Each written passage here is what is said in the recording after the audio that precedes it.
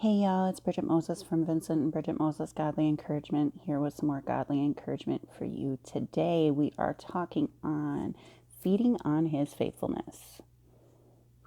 Feeding on his faithfulness. We need to feed on his faithfulness if we are going to survive the trials of life. We are talking on Psalms chapter 37, verse 3 in the New King James Version. Trust in the Lord and do good. Dwell in the land and feed on his faithfulness. I'll read it again. Psalms 37, verse 3 in the New King James Version. Trust in the Lord and do good. Dwell in the land and feed on his faithfulness. Trust, here in the Strong's Concordance, is the word batach, and it means to trust.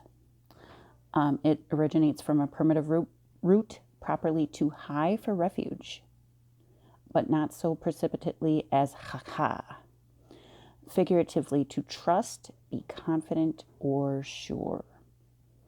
Its usage is be bold, confident, secure, sure, careless one, careless woman. Put confidence, hope, make to hope. Put trust, make to trust.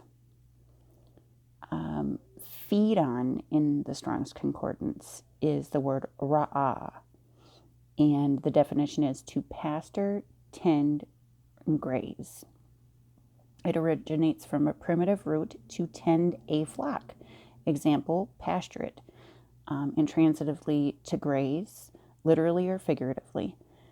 Generally to rule, by extension, to associate with as a friend.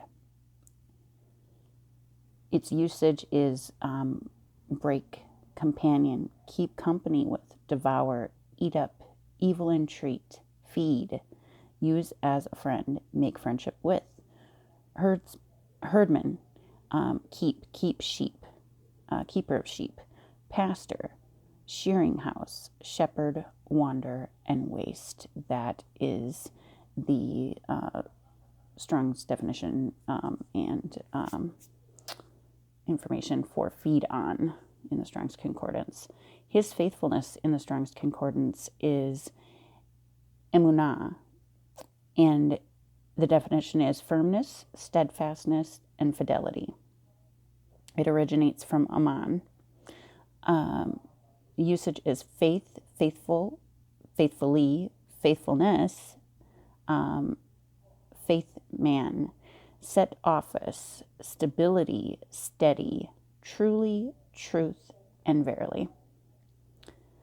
When we go through the trials of life, it's critical for us to feed on God's faithfulness. We need to remind ourselves of all of the times that he has come through for us in the past. There are so many times that we can look back on and we see God's faithfulness. And it is so important to fix our eyes on that. Trusting and knowing that he will come through for us again. It's his promise to us. He promises to come through.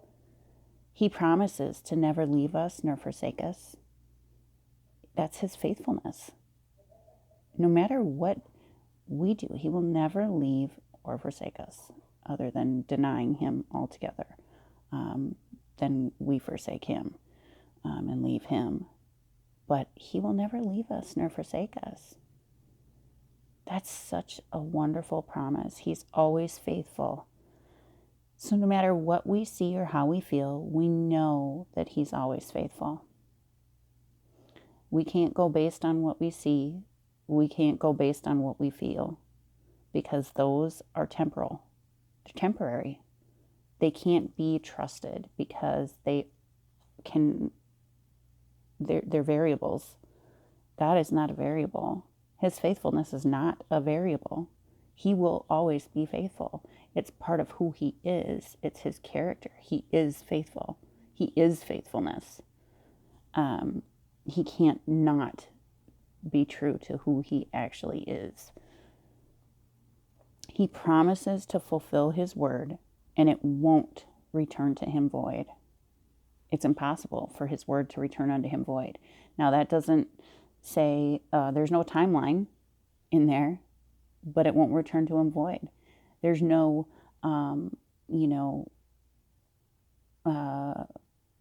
exact way that it's going to happen, because God is so much bigger than that. But it won't return to him void. We're not in charge of the timing or the manner, methods that he will use. But he's always faithful. That's why we can trust in him. It's impossible for God to lie. He can't do it. It is not even something that he can potentially do. It's impossible for God to lie.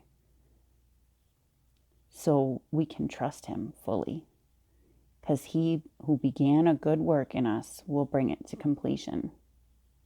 We trust in his promises laid out in his word, his character described in his word, and the record of his faithfulness.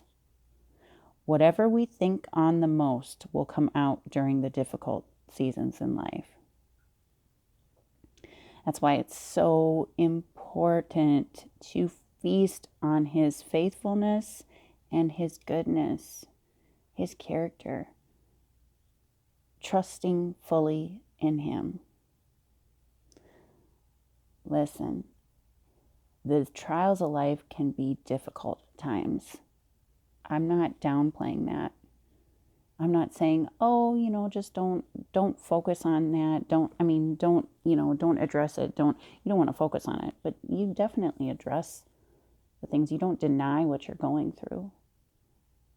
But just like Jesus, for the joy set before him, the joy, us being restored to right relationship with the Father through his sacrifice, just as he, for the joy set before him, endured the cross, we can, in our trials, for the joy set before us, the promise that the promises in his word, the promise of him never leaving us nor forsaking us, the promise of his faithfulness, we can have joy where we're at.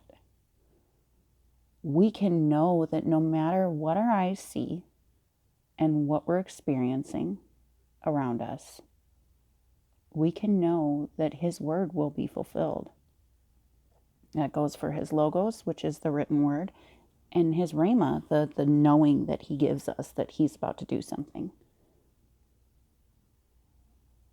That goes for all of that. God is speaking all the time. We just have to learn to listen. The best way I've heard it described, and I don't know who said it to give them the credit for it, but I think it was Pastor Robert Morris, that said, God is always speaking. Yeah, it was him, because it was Frequency, his book Frequency, his teaching series Frequency, where he said, God is always speaking. We just have to tune in.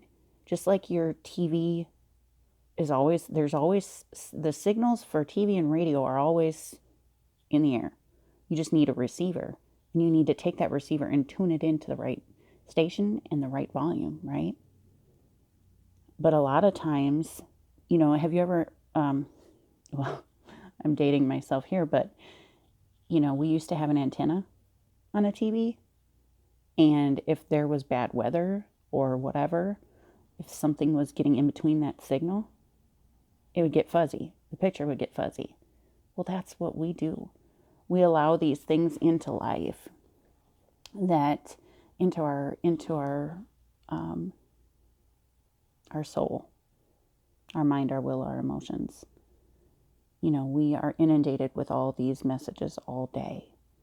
There's TV shows and music and ads and everything that we are visually and sensually, meaning our senses, inundated with every day.